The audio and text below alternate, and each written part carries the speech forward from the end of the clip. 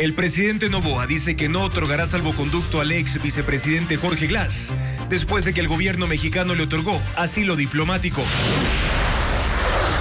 Se tensan las relaciones entre Ecuador y México por declaraciones del presidente López Obrador sobre el asesinato de Fernando Villavicencio y la supuesta manipulación de la elección presidencial.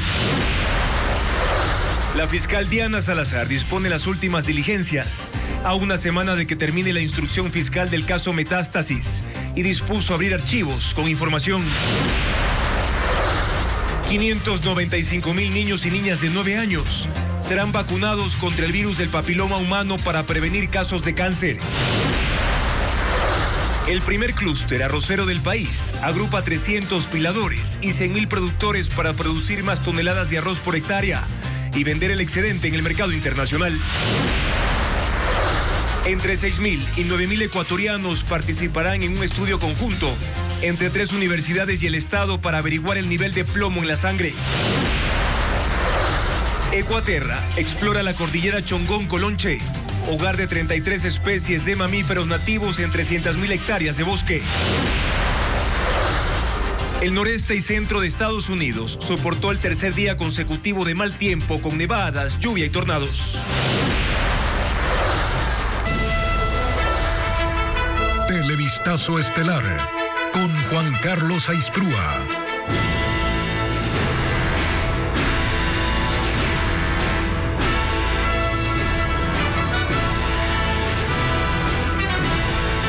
Amigos, bienvenidos a Televistazo Estelar este viernes 5 de abril. Iniciamos con la tensión diplomática entre México y Ecuador que suma otro protagonista, Jorge Glass, el ex vicepresidente correísta prófugo.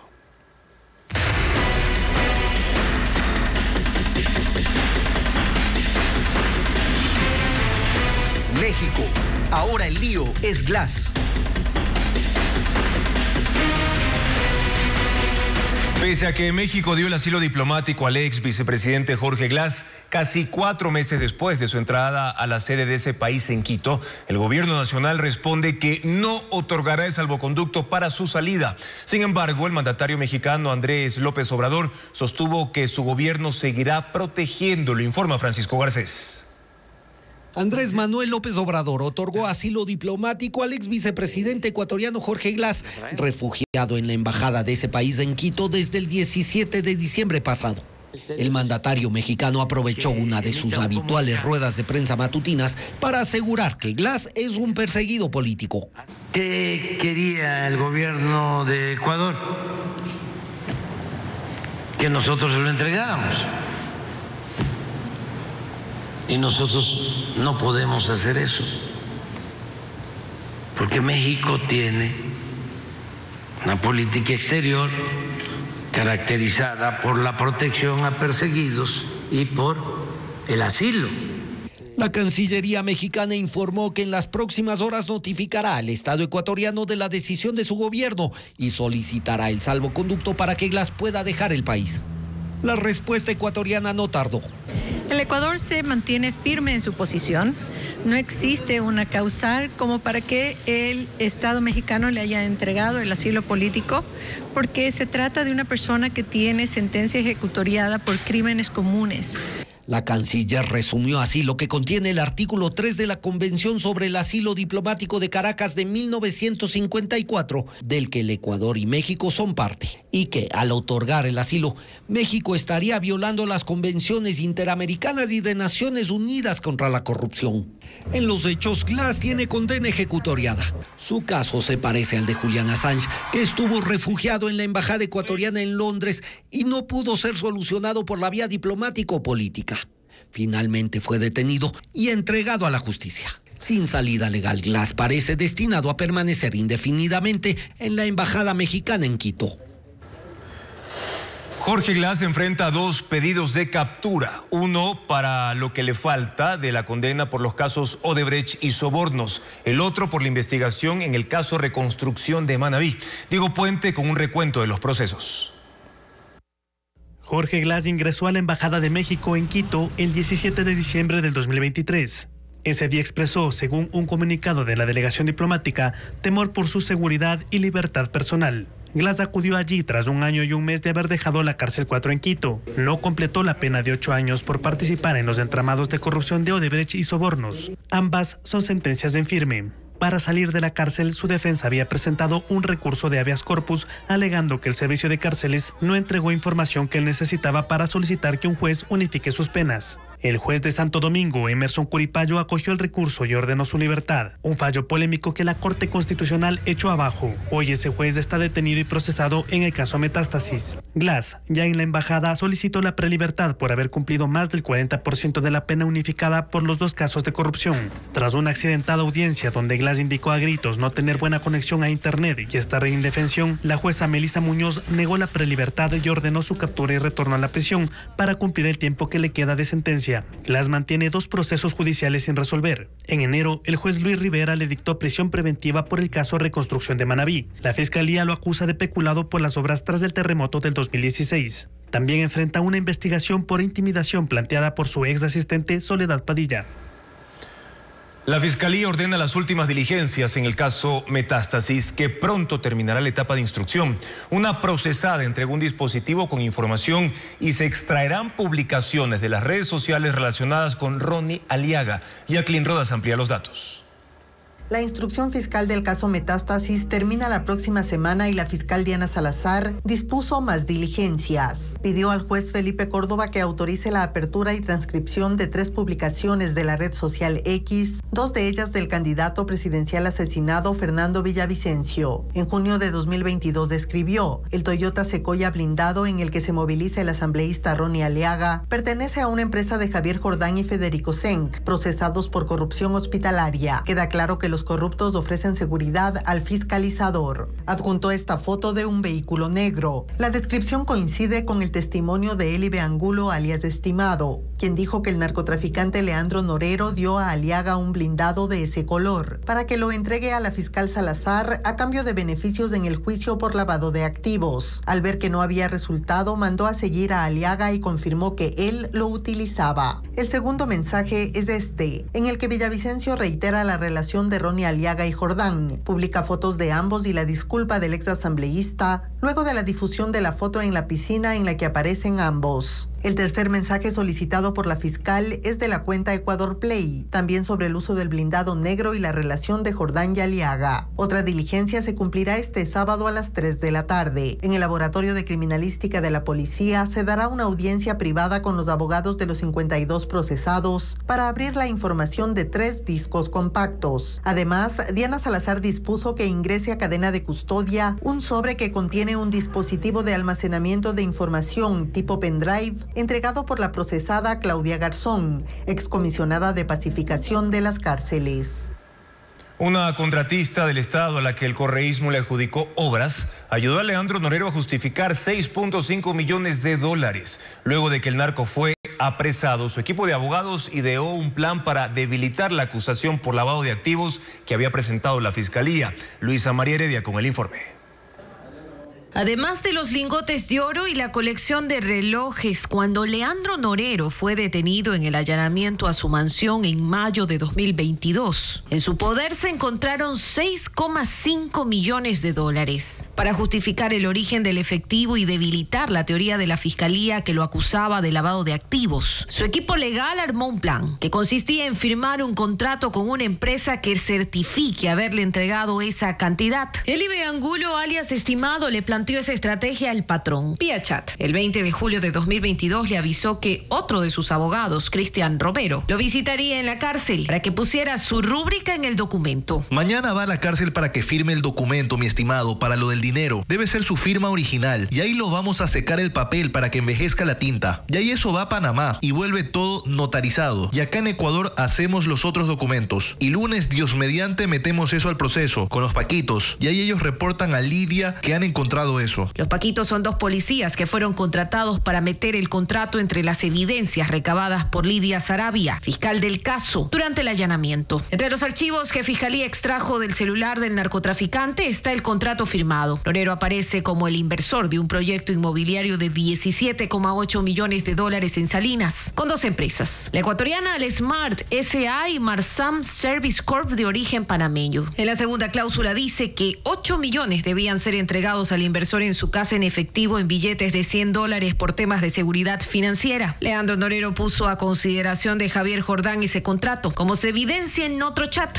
Aquí tú estás justificando el efectivo con ese contrato. No hay problema si la fiscalía investiga a esa gente. Está preparada para responder. Tienen todo en orden. Sí, ñaño, todo en orden. Son grandes esos manes. Alesmar S.A. fue contratista del Estado. Desde 2009, pese a tener un capital de apenas $800, se le adjudicaron millonarias obras. El gobierno de Rafael Correa le otorgó, por ejemplo, la construcción del complejo judicial norte de Guayaquil, ubicado en la Florida, directamente, sin concurso, ya que la justicia había sido declarada en emergencia. En su versión, el representante legal de Alesmar, Pablo Pinillo Martínez, y el de la firma panameña Patricio Cova Martínez, quienes son primos, dijeron que firmaron el contrato un año antes que Norero fuera detenido y aseguraron haberle entregado personalmente el dinero. Testimonio que contradice directamente a los hechos relatados en los chats, que posteriormente la Fiscalía incluyó como evidencias en el caso Metástasis.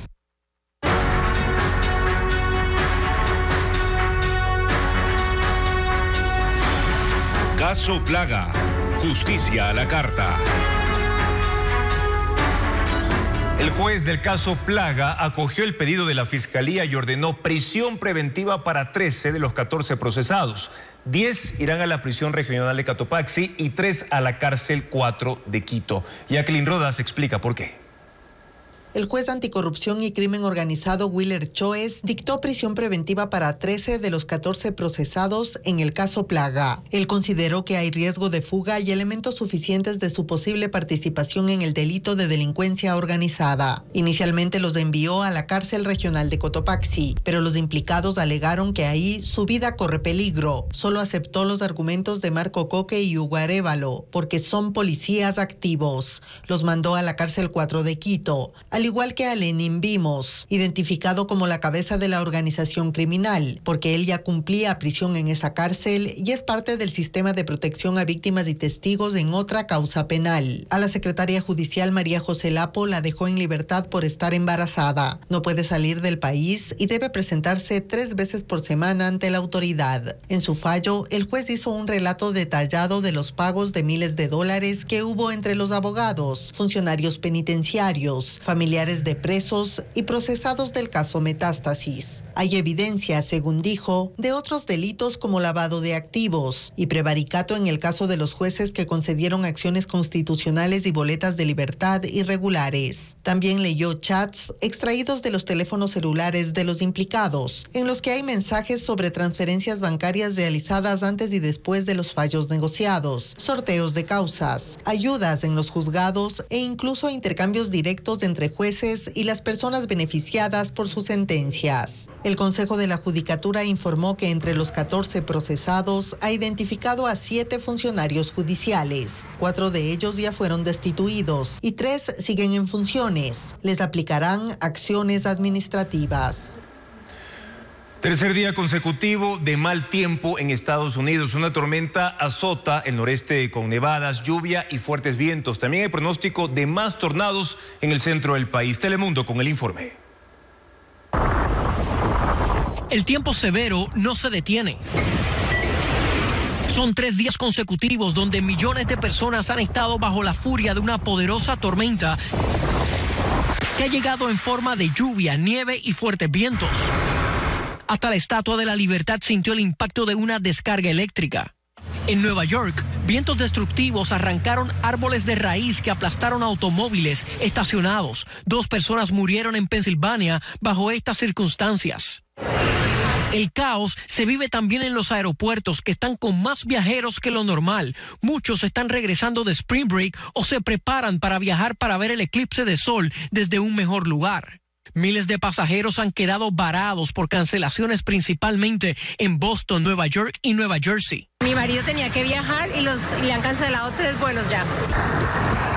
Ahora la tormenta en plena primavera deja cubierto bajo nieve el área de Nueva Inglaterra, donde esperan recibir en 2 días más nieve de la que se recoge en todo el mes de abril. Miles de personas en Teherán, capital de Irán, asistieron al sepelio de los oficiales militares que murieron en el ataque de Israel contra el consulado iraní en Damasco, en Siria. El comandante de la Guardia Revolucionaria iraní dijo que Israel no podrá escapar de las consecuencias de sus actos, elevando así la tensión en Medio Oriente. Informa Pedro Jiménez. Las calles de Teherán se llenaron con decenas de miles de personas con un doble motivo: acompañar el cortejo fúnebre de los 7 fallecidos en el ataque israelí y conmemorar la jornada anual de solidaridad con la causa palestina, establecida desde 1979 y que se celebra el último viernes del mes sagrado del Ramadán como día de todos los musulmanes. La multitud gritaba muerte a Israel, muerte a Estados Unidos, y quemaron banderas de esos países en momentos en los que el régimen de la República Islámica de Irán ha anunciado represalias por el ataque con misiles que Israel lanzó el lunes en contra del consulado iraní en Damasco. Ahí murieron oficiales militares a los que Israel acusa de dirigir operaciones de abastecimiento de armas para la guerrilla libanesa de Hezbollah, a la que combate al mismo tiempo que se enfrenta con milicianos de Hamás en la Franja de Gaza. El general Hossein Salami, comandante del cuerpo de la Guardia Revolucionaria de Irán, dijo que Israel no se puede escudar en actos diabólicos y que no podrán escapar a las consecuencias. Mientras que el primer ministro de Israel, Benjamín Netanyahu, ha dicho que responderá contra todo aquel que les haga daño, ratificando su posición en la lucha contra los grupos a los que cataloga como terroristas, aunque está sometido también a la presión de la comunidad internacional por el alcance y la grave situación humanitaria generada por la guerra en Gaza.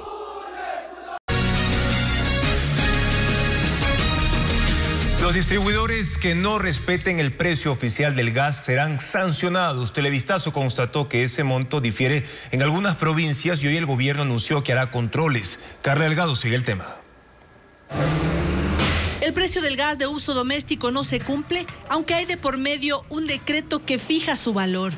Esta mañana en Cuenca, en este centro de abastos, el costo de un tanque estaba por encima del precio de $1.65. Pero cobran a 1.70. Yo sí pienso que es un abuso, que no hay control sobre este asunto. Cada quien hace lo que quiere. Mientras que en Ambato, en los centros de acopio, por ahora se respeta el incremento de 5 centavos, aseguran los distribuidores. En esta ciudad se evidenció que gran parte de los usuarios compraron los tanques directamente en los depósitos, porque reconocen que el precio a domicilio se elevó considerablemente. Pero sin embargo hay otras personas que sí quieren exagerar. Cobran $3.50 y ya no sería lo justo ni lo correcto. En Quito, los representantes de la Asociación de Distribuidores de Gas denuncian que en los centros de acopio el incremento por cada tanque es de 8 centavos. Luego de los reportajes emitidos por Televistazo, la Agencia de Regulación y Control de Energía y Recursos No Renovables en un comunicado informó que realizará controles a escala nacional para verificar la actualización de los precios y que en caso de detectar irregularidades se aplicarán sanciones que van de entre 25 a 200 remuneraciones básicas unificadas y la clausura definitiva del establecimiento. A más tarde, señora. La ciudadanía está a merced del costo que fijen los distribuidores de gas de uso doméstico, quienes deberían controlar que se pague el precio justo. Lenín Artieda tiene un análisis. Cuando el precio del gas era de $1.60, los distribuidores que entregan el gas a domicilio cobraban al menos el doble. Ahora que el gas oficialmente cuesta $1.65, resulta que los distribuidores coinciden en que se debe cobrar 25 centavos más. Es decir, $3.45 en el mejor de los casos, pero hay sectores del país en donde incluso se cobra más. La pregunta es, ¿quién regula lo que cobran los distribuidores? Y la respuesta es nadie. La Agencia de Regulación y Control Hidrocarburífero señala que sus regulaciones y controles llegan hasta los depósitos, pero que el valor que se estipula por distribución domiciliaria es algo que depende de la oferta y la demanda. Según la norma, la Superintendencia de Competencia Económica, que antes se llamaba Superintendencia de Control del Poder del Mercado, tiene como facultad prevenir, prohibir y sancionar acuerdos colusorios, así como las prácticas desleales, siempre propendiendo hacia la eficiencia en los mercados, el comercio y el bienestar general de los consumidores. ¿Son ellos entonces, en este caso, los encargados de proteger al ciudadano? La respuesta otra vez es no. Porque, aunque normativamente pueden intervenir sobre toda actividad de intercambio de bienes y servicios dentro del mercado, señalan que, al ser el de la venta de gas un mercado regulado con precios oficiales, eso ya está fuera de sus competencias. Así, el ciudadano se encuentra a merced de lo que quieran cobrar los distribuidores de gas a domicilio bajo supuestos económicos y márgenes de ganancia que nadie regula. Porque no les compete, dicen, aunque hay quienes creen que es porque no les interesa. 3 universidades de Guayas, en alianza con el Ministerio de Salud Pública, iniciarán un estudio para determinar la presencia de plomo en el organismo de los ecuatorianos. La toma de muestras de sangre empezará la próxima semana. Luis Alfredo Zúñiga explica cómo se lo hará. Este año se iniciará por primera vez un estudio para determinar cuál es el nivel de plomo presente en la sangre de los ecuatorianos. De esto se encargarán 3 universidades que este viernes firmaron un acuerdo con el Ministerio de Salud y el Instituto de Investigación en Salud Pública, INSPI. La alianza surgió luego de que instituciones de educación superior expusieron sus resultados particulares de la presencia de metales pesados en diversas muestras de leche, canela, arroz y otros productos. Se ha decidido aprovechar la infraestructura de la academia. La Escuela Politécnica del Litoral Espol y la Universidad Politécnica Salesiana pondrán sus laboratorios y los investigadores para analizar las muestras y procesar la información estadística. Contamos con equipos, infraestructura valorada en más de $2 millones que van a servir para garantizar que los estudios sean los que la sociedad necesite conocer. En tanto, la Universidad Bolivariana del Ecuador se encargará de la toma de muestras junto con el Ministerio de Salud. Esta actividad iniciará la próxima semana a escala nacional, seleccionando personas de hasta 25 años. Tenemos una población más o menos de entre 6.000 a 9.000 análisis que vamos a hacer y la idea es que se pueda hacer en personas que no tengan ninguna comorbilidad adicional para que no haya ninguna alteración del resultado. Tomará un año tener los resultados y en ese tiempo las universidades se certificarán por el Servicio de Acreditación Ecuatoriano para hacer otras investigaciones que sean válidas, ya que las que se han expuesto hasta ahora de manera particular no han sido acogidas oficialmente. Para ver si es verdad o no es verdad que tenemos una alerta por plomo en sangre en nuestros niños. El ministro de Salud, Franklin Encalada, reconoció las limitantes que tienen el INSPI y la Agencia de Regulación, Control y Vigilancia Sanitaria ARCSA y que es necesario el aporte de la academia, mientras esperan los recursos para mejorar a estas entidades, pero no especificó tiempos ni montos. Una campaña masiva de vacunación contra el papiloma humano comenzará en un mes. ¿Quiénes serán inmunizados? Carla Delgado tiene la respuesta. En mayo y junio, niñas y niños de 9 años serán vacunados para prevenir el virus del papiloma humano. El Ministerio de Salud anunció que la inmunización se hará en las escuelas del país e incluirá a 595,000 menores. La inversión estatal será de $13 millones. La campaña se extenderá a las niñas que no pudieron vacunarse durante la pandemia. Es el primer año que el ministerio vacunará a los niños. Es necesario, según la directora nacional de inmunizaciones del Ministerio de Salud, para cerrar el círculo de contagio. Los niños son el transmisor del papiloma. Si bien es cierto, ellos no desarrollan en gran medida el cáncer, sin embargo, ellos son quienes transmiten. Y si ellos están protegidos, nuestras niñas también. Esta vacuna es cara en un centro médico particular. Vale más de $100, pero el ministerio dice haberla priorizado por pedido de los padres y porque aplicarla a los 9 años es ideal para prevenir la enfermedad. Cuando los niños y niños previo al inicio de la vida sexual activa se coloca la vacuna, nosotros podemos prevenir que desarrollen cáncer de cuello de útero a las niñas. Se ha comprobado, según la autoridad sanitaria, que la inmunización disminuye el efecto agresivo que provocan las cepas 16 y 18 causantes del cáncer. Durante un estudio practicado a 98,000 mujeres en el país, entre diciembre del año pasado y marzo de 2024, 8,000 resultaron positivas para el virus. El papiloma humano es la 4ª enfermedad maligna en la mujer según la Organización Mundial de la Salud. Los casos de dengue crecen de manera acelerada en el país. 9.000 en un mes y la cifra de fallecidos se ha duplicado. El Instituto Nacional de Investigación en Salud Pública confirmó que en Ecuador ya circulan los 4 tipos de dengue, generando más contagios, como lo informa Luis Alfredo Zúñiga. Hasta el 1 de abril en Ecuador se registran 17.043 casos de dengue. La cifra es preocupante, ya que un mes atrás eran 8.018. Es decir, que hay 9.025 más. En apenas 30 días, Manabí es la provincia más afectada. En un mes pasó de 1.194 casos a 2.626. Le sigue Los Ríos, que subió de 1.083 a 2.410. Y Santo Domingo de los Áchilas, donde de 1.365 pasó a 2.255 casos. En esta última provincia hay 218 personas con dengue hemorrágico. Ciudadanos hacen mingas para eliminar criaderos de mosquitos, mientras en hospitales se reporta a diario un número mayor de pacientes con síntomas como fiebre, malestar y escalofrío. El número de fallecidos también incrementó a 18, 5 en Guayas, 4 en Los Ríos, 3 en El Oro, 2 en Sucumbíos y 1 en Napo, Esmeraldas, Loja y Manabí. El Centro de Referencia Nacional de Vectores del Instituto Nacional de Investigación en Salud, INSPI, confirmó la circulación de los 4 tipos de dengue en el país, aumentando las posibilidades de contagio. Las lluvias de la temporada invernal, la acumulación de agua, el aumento de la temperatura y la humedad también generan más casos.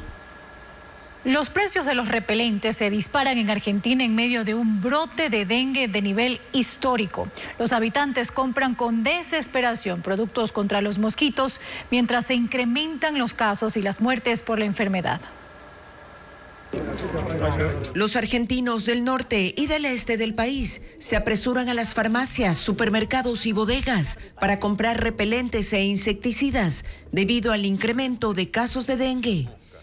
La población denuncia que estos productos contra los mosquitos han subido de precio en un 400% debido a la especulación en medio de la crisis económica, aunque el gobierno ha suspendido durante 30 días los impuestos a la importación de estos productos. En este panorama se han incrementado las campañas de fumigación. Aún así, la población del mosquito transmisor continúa en aumento, así también el número de enfermos. Argentina reporta 180.500 casos de dengue desde inicios del año. 400 de ellos son muy graves y los hospitales están llenos de pacientes que reportan los síntomas típicos, desde fiebre hasta dolor de huesos. Este es el tercer país más afectado de la región después de Brasil y Paraguay, según la Organización Panamericana de la Salud. El avance se debe a que Latinoamérica experimenta condiciones climáticas de lluvia y calor que favorecen la propagación del dengue. La presidenta de Perú, Dina Boluarte, dijo que los relojes Rolex por los que se inició una investigación en su contra son prestados. La mandataria declaró este viernes ante la Fiscalía y más tarde dio un mensaje a la nación en el que aseguró que un amigo le había dado en calidad de préstamo los artículos de lujo y por eso no figuran en su patrimonio. Agregó que tampoco posee una pulsera valorada en $45.000 y que solo usa bisutería. La gobernante peruana es acusada de enriquecimiento ilícito por tener joyas de alta gama y depósitos de origen desconocidos por $1.100.000. 2 sismos sacudieron Nueva York y sus alrededores este viernes. El primero en la mañana duró 20 segundos y fue de 4.8 grados a una profundidad de solo 5 kilómetros. En la tarde, otra sacudida sorprendió a los habitantes de la zona, pero fue de 4 grados. Ambos con epicentro en New Jersey. Los temblores causaron alarma en la población y provocaron el retraso de vuelos. Y la justicia italiana investiga a Giorgio Armani Operations por explotación laboral. El brazo industrial del grupo de moda subcontrató a 2 empresas que empleaban migrantes indocumentados para elaborar carteras, cinturones y otros artículos de cuero. La policía allanó uno de los talleres y encontró ciudadanos chinos y pakistaníes que eran obligados a comer y dormir dentro de las fábricas en malas condiciones. Usaban maquinaria sin protección y se les negaba la asistencia médica. Les pagaban $2 la hora con jornadas extendidas y sin días libres para producir artículos que se vendían hasta en $1.800. Por ahora no hay detenidos. La ciudad de Zaporilla, en la región suroriental de Ucrania, es blanco de ataques rusos. 2 misiles golpearon la zona y 40 minutos más tarde, cuando equipos de rescate y de prensa habían llegado, cayeron otros proyectiles, dejando 4 muertos y 20 heridos, entre ellos periodistas. Poco después hubo otro bombardeo en la fronteriza ciudad de Kharkov, que ayer recibió un doble ataque con drones desde Rusia. Ucrania ha sufrido esta semana una arremetida del Kremlin que incluso ha destruido parte de la infraestructura de generación energética del país. Las instalaciones han empezado a ser reparadas. Y tragedia en la Florida, un muerto y 3 heridos luego de que parte de una grúa cayera sobre 2 autos en un puente de Fort Lauderdale. El fallecido era un trabajador que cayó con la grúa, mientras que los lesionados estaban en los vehículos. El accidente causó un agujero en el puente que fue cerrado para su reconstrucción. En España, la Guardia Civil detuvo en Toledo a 3 sospechosos de pertenecer a una red de migración irregular que ha ganado más de $1 millón por introducir a personas de Marruecos. Cobraban desde $15,000 hasta $17,000 por migrante y ofrecían falsas ofertas de trabajo, la mayoría en exportadoras agrícolas. Las víctimas llegaban a España, pero quedaban desamparadas y sin poder pagar las deudas. Lanzamiento de libros, concierto de metal sinfónico coral, un show de la Compañía Nacional de Danza y una obra de títeres para adultos. Son algunas de las actividades programadas en Guayaquil, Quito y Cuenca. Estefanía Arias tiene la agenda cultural del fin de semana. El conejo Santi aprende buenos modales, un texto de Nadia Díaz que busca, de forma divertida, educar a niños desde los 5 años. Estará disponible desde este fin de semana. La escritora española Marian Rojas Estapé lanzó su último libro, Recupera tu mente, reconquista tu vida, que trata sobre cómo rescatar la atención perdida en un mundo distraído e hiperconectado. Una comedia se estrenó en Pop-Up Teatro Café en Guayaquil, Pedida de mano, una historia donde el único de la familia que no está loco es el perro. Las funciones serán este viernes 5 y sábado 6 a las 20 horas y 21:30. En el ático de Casa Toledo, en Quito, se presentará la mini obra Barry Potter, en la que 2 amigos se enfrentarán en un juego. Las funciones serán este viernes 5 y sábado 6 a las 19:30. El colectivo Tilín Tintero presentará una obra de títeres para adultos, Eufemia, este viernes 5 a las 19 horas en la sala Continuum en Cuenca. La exposición antológica del artista Ramón Gortaire está abierta en el Centro Cultural Puse en Quito hasta el 19 de abril, de lunes a viernes de 9 de la mañana a 7 de la noche. El ingreso es libre.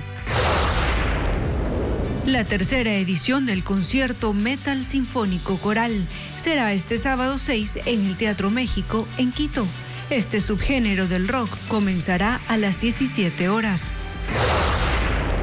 La Compañía Nacional de Danza presentará este viernes 5 La Consagración de la Primavera, un show que cuenta con la actuación del elenco contemporáneo. Será en Quito a las 19 horas.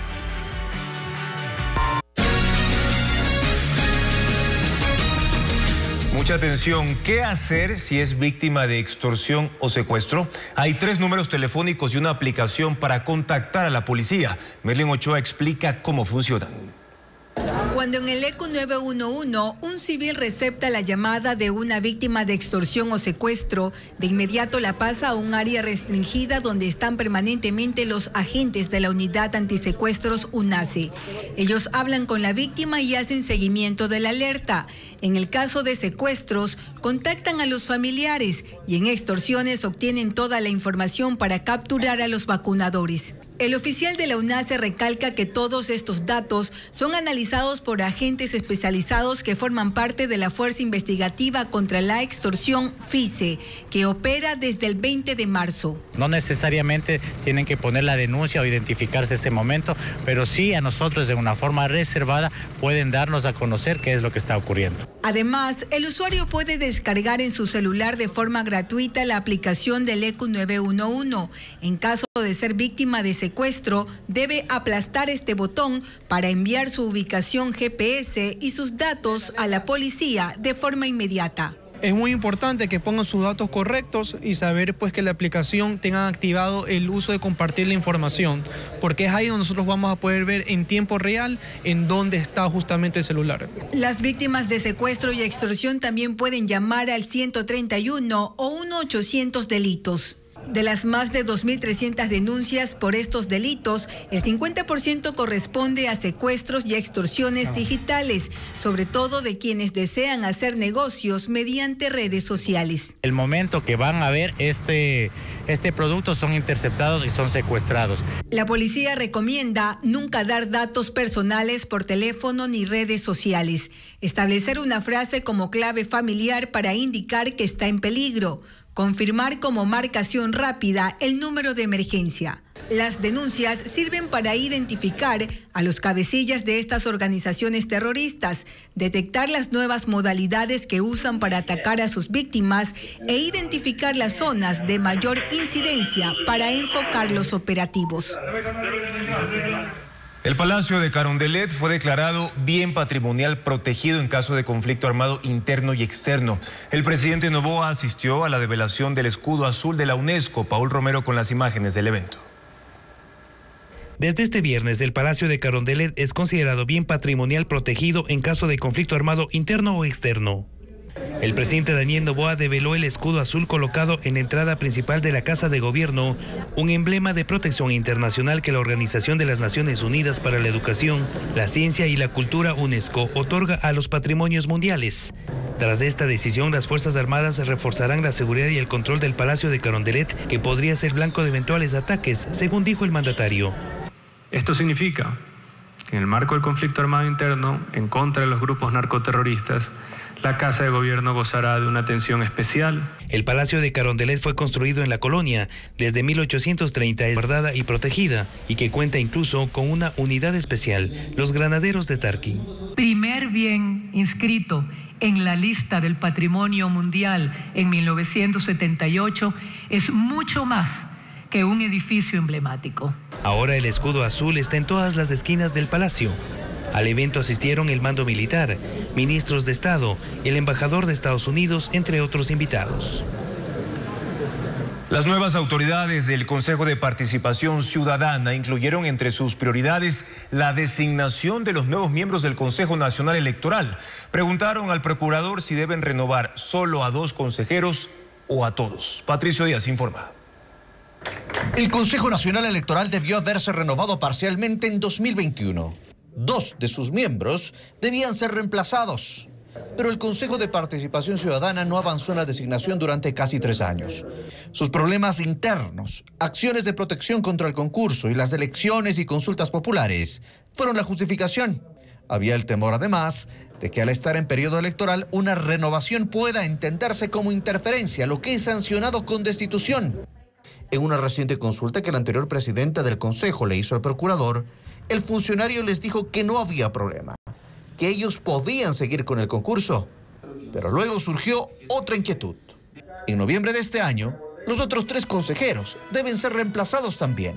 Y en el Consejo de Participación se cree que deben ser designados en un solo concurso. No 2, sino los 5 integrantes del CNE. Lastimosamente, dentro de un mismo año calendario, un mismo año fiscal, tenemos 2 concursos que podrían estar en paralelo, erogando doblemente gasto, doblemente tener una veeduría ciudadana, tal vez tener 2 comisiones ciudadanas de selección.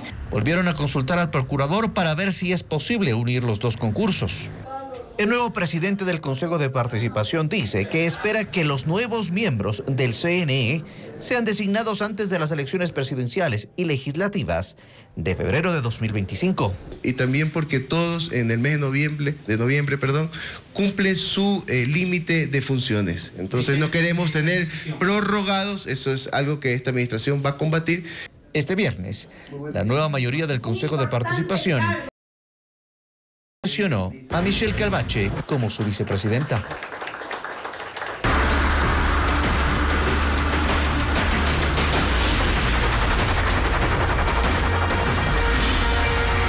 Consulta, una campaña apática. La campaña electoral ya comenzó en redes sociales, pero la disposición del CNE es que empiece el próximo lunes. El organismo asegura que no tiene facultad legal para controlar la promoción digital. Patricio Díaz con la respuesta de la autoridad. En la cuenta de Instagram de Acción Democrática Nacional, el movimiento del presidente Daniel Noboa promociona el sí desde algunos días. La bancada publica estos videos promocionales en los que se incluye la voz del mandatario. Decir sí a la extradición es decirle sí a la seguridad. Se cierra el video con la frase sí al nuevo Ecuador. En ese respaldo al sí, se cuenta construye. En un video, algunos de sus asambleístas convocan a votar sí. Sí a la seguridad, sí a la extradición. No se queda atrás el Partido Social Cristiano. Diana Pazley publicó este video de respaldo. Y el presidente del partido, Alfredo Serrano, pide también el voto a favor del sí. Vota sí en la consulta popular y juntos cambiemos el futuro del Ecuador. Aquellos que apoyan el no también se están moviendo. La CONAIE en su cuenta de X promociona publicaciones con la frase no te dejes engañar y cierra con dile no a la consulta de Noboa.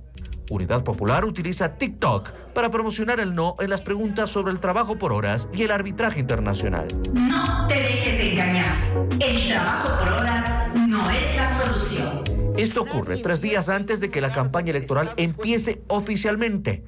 El CNE reiteró que la Corte Constitucional dispuso no controlar las redes sociales. No se puede. Hacerlo sería un desacato de autoridad competente y eso acarrea consecuencias legales. El próximo lunes iniciará la campaña y será de 11 días, hasta el 18 de abril. Y el presidente Daniel Noboa ha aprovechado sus discursos para promocionar el sí en la consulta popular. Presenta las 11 preguntas como la respuesta a 2 problemas graves del Ecuador, la inseguridad y el desempleo. Luisa María Heredia con el informe. Daniel Noboa ha sido el vocero del sí durante la precampaña. El presidente ha estado más presente en territorio durante las últimas semanas. Ha aprovechado la exposición que le da su cargo para promover la consulta popular y el referéndum. En cada evento público interviene. En sus discursos, que siguen siendo breves, menciona el plebiscito. Dice que la respuesta para la crisis de seguridad que atraviesa Ecuador está en las 11 preguntas de la papeleta que los ecuatorianos recibirán el próximo 21 de abril. El mismo discurso que usaron sus antecesores, Guillermo Lasso, Lenín Moreno y Rafael Correa, cuando convocaron a consultas similares, y que divide a los electores en 2 grupos, el de los buenos y el de los malos ciudadanos, porque dice Noboa, quien vota por el no estará poniéndose del lado de los grupos de delincuencia organizada, a los que no les conviene que los militares entren a las cárceles y actúen en las calles, ni que las penas por delitos de terrorismo y narcotráfico se endurezcan, ni que la justicia se fortalezca, que son parte de los temas que se plantean. Es una línea discursiva sencilla que no profundiza en los contenidos de las preguntas y anexos, pero que sí impacta. Basta revisar cualquiera de sus discursos. De parte de estos grupos narcoterroristas que nos han querido amedrentar, que nos han querido molestar y hacer ver ante la ciudadanía como que no estamos teniendo resultados. Del otro tema que habla siempre que hace alusión a la consulta es empleo. Sujeta la generación de plazas de trabajo con la contratación por horas, que también aparece en el cuestionario. Ocurrió en un evento en una industria en Guayas en el que entregó contratos a jóvenes y al que todos los funcionarios estatales llegaron vistiendo una camiseta morada, que es el color de su movimiento ADN. Todo esto en días previos a la campaña que oficialmente recién arranca el lunes 8 de abril.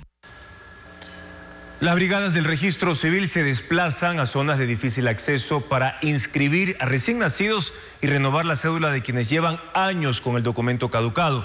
Merlin Ochoa informa que han beneficiado a 52.000 personas desde el año pasado. María Llanes, de 47 años, se levantó a las 4 de la madrugada para renovar su cédula caducada. Vive en la comunidad del Topo, ubicada a 1 hora a pie del Coliseo de la Parroquia San Pablo del lago de Otavalo en la provincia de Imbabura. En el lugar estaba la brigada del registro civil con 6 ventanillas junto con los equipos móviles de cedulación. Segundo Cacuango, en cambio, tenía su cédula caducada desde el 2021. Hoy viajó 1 hora en bus. Durante la mañana, 400 personas obtuvieron la cédula de identidad por primera vez o la renovación. Casi todos viven en comunidades de difícil acceso. Según la autoridad, las brigadas no solo recorren el país en época electoral. Desde el año pasado se han registrado 2.065 brigadas móviles de cedulación que han atendido a 52.000 personas. En las brigadas se manejan las mismas tarifas que hay en las 219 agencias. La cédula por primera vez cuesta $5 y la renovación 16. Para personas con discapacidad es gratuito. La inscripción de nacimiento para menores de 17 años tampoco tiene costo. Ecuador tendrá más asambleístas en el año 2025. En las elecciones seccionales del próximo año se elegirán 151 asambleístas, 14 más que la actual Asamblea Nacional. Esta información la dio a conocer esta tarde el Consejo Electoral en un boletín de prensa. La razón de este aumento son las cifras arrojadas por el último censo de población y vivienda de 2022 respecto al incremento de la población en el país.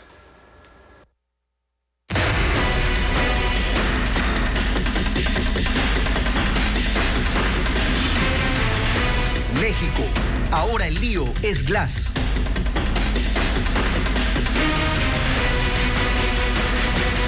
El presidente mexicano Andrés López Obrador dijo que no actuará en contra de la delegación diplomática ecuatoriana en su país y no se afectarán las relaciones entre ambos estados después de que Ecuador declaró persona no grata a la embajadora de México, Raquel Serur. El presidente de México, Andrés Manuel López Obrador, no tomará medidas de represalia con Ecuador después de que la embajadora de ese país en Quito fue declarada persona non grata y desde la tarde de este jueves corren las 72 horas para que abandone el país. Hoy en una rueda de prensa volvió sobre sus declaraciones del martes que causaron la decisión del gobierno ecuatoriano y reiteró que el asesinato del candidato presidencial Fernando Villavicencio fue usado para generar un ambiente de miedo que perjudicó a la candidata correísta Luisa González y abrió la puerta para que Daniel Noboa gane las elecciones. Para el gobierno ecuatoriano esas declaraciones son inaceptables. Ofendió al pueblo ecuatoriano. Lo que nosotros hemos pasado fue una situación sumamente grave, muy sensible. El hacer de eso una interpretación política y que venga del exterior, eso sí nos dolió y es una ofensa. Según el presidente mexicano, la decisión de pedir a su embajadora que abandone Ecuador es una presión para que México entregue al ex vicepresidente Jorge Glass, que según dijo sigue en su delegación diplomática, y calificó de excesivo el despliegue policial y militar dispuesto desde la tarde de este jueves alrededor de la embajada. Le pedí hoy a la Secretaría de Relaciones Exteriores que emita un comunicado y que se advierta a organismos internacionales de que debe de respetarse el derecho de asilo y nuestra soberanía para que no puedan allanar la embajada. Y ayer estuve viendo en la noche, ¿no? Porque todo esto es bastante publicitario, ¿no? Que ese también es el propósito.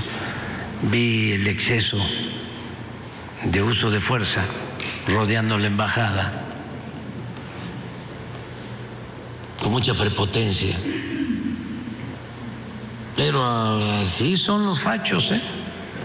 El gobierno ecuatoriano analiza las nuevas declaraciones del presidente mexicano antes de emitir una posición oficial. Mientras tanto, se alista un operativo de seguridad para la llegada del avión de la Fuerza Aérea Mexicana para la embajadora Raquel Serur y también para proteger su traslado al aeropuerto.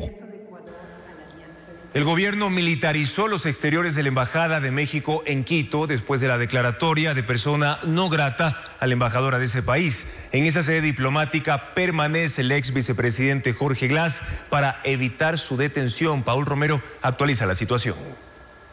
Este viernes, la Embajada de México en Quito amaneció militarizada en sus exteriores. El gobierno reforzó la seguridad en la esquina de las calles 6 de diciembre y Naciones Unidas, norte de la capital, con decenas de militares y policías que rondan y vigilan ingresos y salidas de la sede diplomática.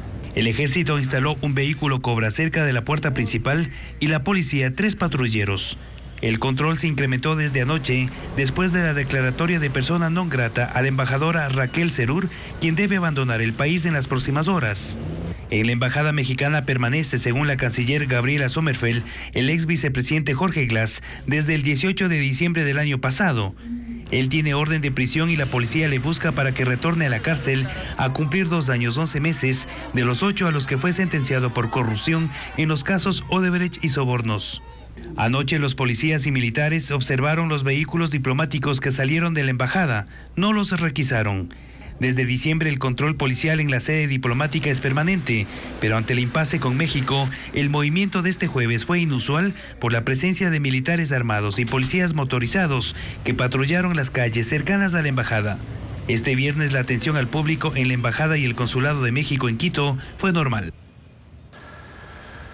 La proforma presupuestaria 2024 prevé $2.000 millones para Chevron debido a una sentencia de La Haya a favor de la petrolera. Solo falta la Corte Internacional defina el monto, informa Adriana Bermeo. Para que Ecuador pague a Chevron, lo único que falta es fijar el monto. Tal es así que en la proforma presupuestaria del 2024 está contemplado el pago. La sección de pasivos contingentes, que es el dinero que se utiliza para desembolsos relacionados con sentencias internacionales desfavorables, suma $2.426 millones. $2.000 serán para Chevron. ¿Pero por qué el Estado debe pagar ese monto a la petrolera estadounidense? La sentencia de un tribunal de la Corte Permanente de Arbitraje de La Haya determinó en agosto del 2018 que Ecuador negó justicia a Chevron en un juicio que se llevó a cabo en la Corte Local de Sucumbíos. Allí se condenó a la petrolera estadounidense a pagar $9.500 millones por daños ambientales en la Amazonía. Esa sentencia se conoció en el 2011. En el 2013, el gobierno de Rafael Correa impulsó una campaña millonaria conocida como la mano sucia de Chevron. Correa y otras autoridades y hasta artistas internacionales fueron traídos al campo Aguarico 4, en Sucumbíos, para mostrar sus manos manchadas de crudo. Posteriormente, la sentencia contra Chevron procesal. El caso de la petrolera estadounidense contra Ecuador no ha concluido. Está en la fase de la cuantificación de los daños. La emisión del dictamen con el monto de indemnización que tendrá que pagar el Estado a Chevron se conocerá en los próximos meses. En Daule, Guayas, el Ministerio de Producción y Agricultura lanzó el primer clúster o grupo de empresas y productores de arroz que integra a toda la cadena productiva. La meta es exportar a Centroamérica y Europa. Diego Cuenca con los detalles. Es el primer clúster de arroz que se crea en el país. Se llama Arrizuma e integra a 300 piladoras y 100.000 productores de gramínea.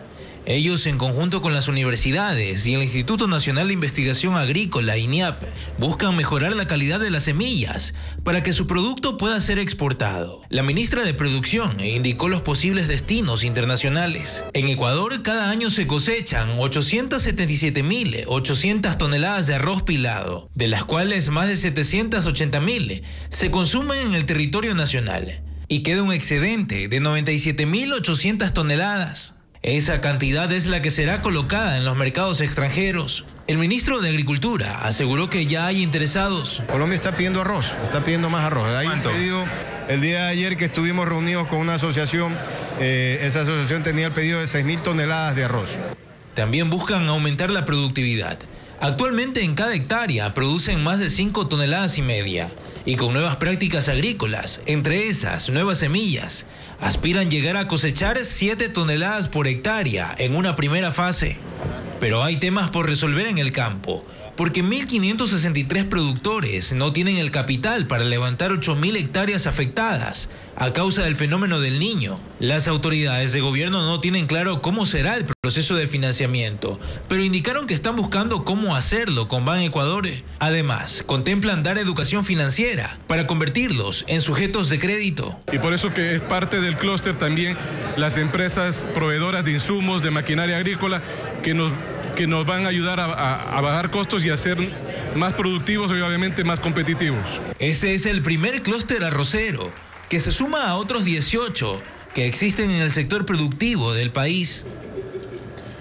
Entre los beneficios de tener un préstamo hipotecario con el BIES está el canje de millas.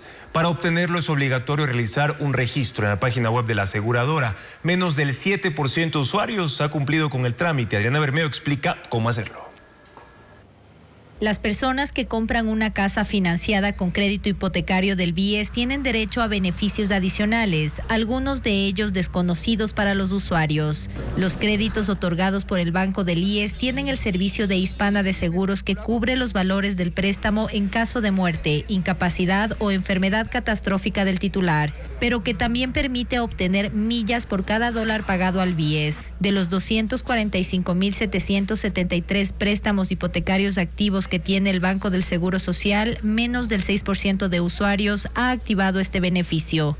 La razón es que no conocen sobre él y no funciona de forma automática. Para obtenerlo, es obligatorio registrarse en la página de Hispana de Seguros. Las millas solo se empiezan a sumar una vez que se cumple con un trámite. Los pagos anteriores a este no se registrarán. El proceso implica ingresar a la página www.hispanadeseguros.com activa millas. Las millas se acreditarán en aproximadamente 3 semanas y se pueden canjear por tickets aéreos, hoteles, alquiler de autos, restaurantes, compras en Amazon y productos del catálogo de la aerolínea. El seguro de los créditos hipotecarios del BIES también cubre daños por desastres naturales y explosiones.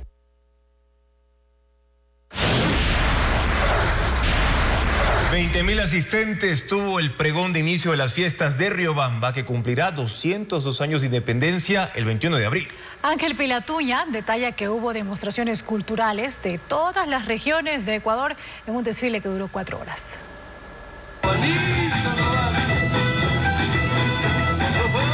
Al ritmo del San Juanito, música tradicional del pueblo puruá, arrancó el Ray Michay, el pregón de inicio de fiestas por los 202 años de independencia de Riobamba, capital de Chimborazo. El recorrido empezó en el norte de la ciudad. A lo largo de 12 cuadras, 30 delegaciones de bailarines expusieron algunos de los ritmos típicos de las 4 regiones del país, como el baile del macheteo montubio, la bomba del chota, morena boliviana y danzas andinas. Otro grupo de 30 bailarines protagonizó el espectáculo Ecuador Multicolor, luciendo trajes con los colores de la bandera nacional. El pregón, que se realizó por primera vez en Riobamba, duró 4 horas. Aproximadamente 20,000 asistieron a la cita.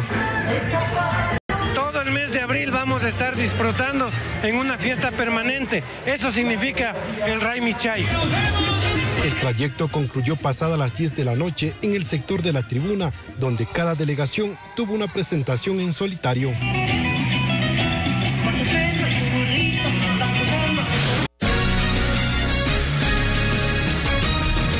La cordillera Chongón-Colonche, en la cadena montañosa de la costa ecuatoriana, es un punto fundamental para la biodiversidad. En sus más de 300.000 hectáreas de bosque viven 33 especies de mamíferos nativos. Las imágenes en Ecuaterra.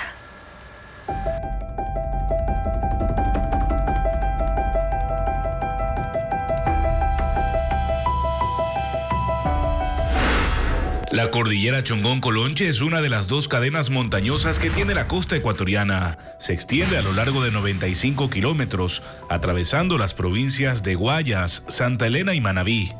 Abarca alrededor de 300.000 hectáreas de bosque y su punto más alto se eleva a 800 metros sobre el nivel del mar.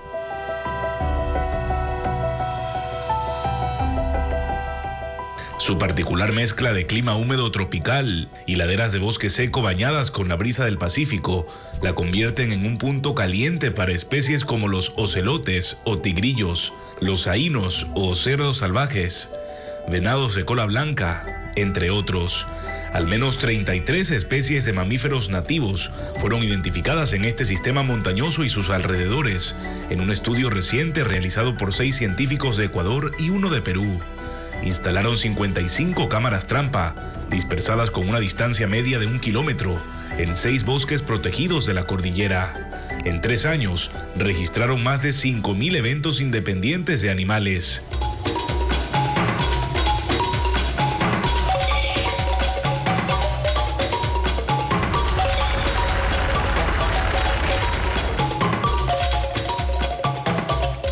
La riqueza natural de la cordillera se evidencia en esta interacción entre zorros sechura.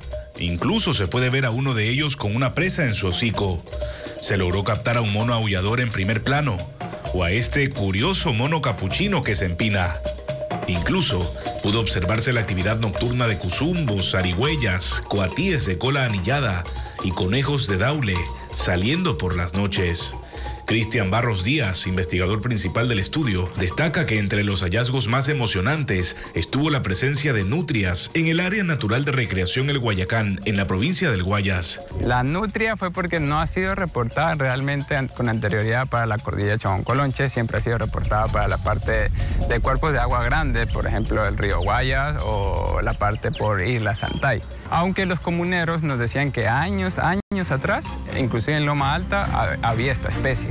Pero debido a la deforestación y el tema de invasiones, cacería, han dejado de registrarlo. La presencia animal indica que aún hay zonas con agua limpia y abundante vegetación en la cordillera.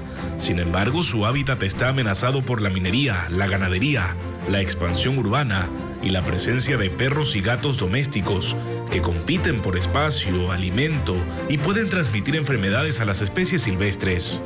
En vista del peligro, un estudio recomienda un plan de manejo integral para la cordillera que incluya la creación de un corredor ecológico que atraviese el país y conecte con la zona del Chocó andino. Darle un mayor grado de protección, más allá de bosques pequeñitos, bosques protectores, y darle un nivel de legalidad de corredor ecológico. O que se declare a Chongón-Colonche como reserva de biosfera, un estatus de protección internacional para preservar este patrimonio natural. Este sábado se pronostican índices de radiación entre altos y muy altos en todo el país. Además, el INAMI aconseja evitar la exposición prolongada al sol entre las 10 de la mañana y las 3 de la tarde. Gracias por su sintonía y confianza de siempre, amigos. Televistazo regresa mañana a las 7 de la noche en su emisión de fin de semana. También las noticias a toda hora en ecuavisa.com. Información siempre actualizada, minuto a minuto. Excelente fin de semana. Buenas noches.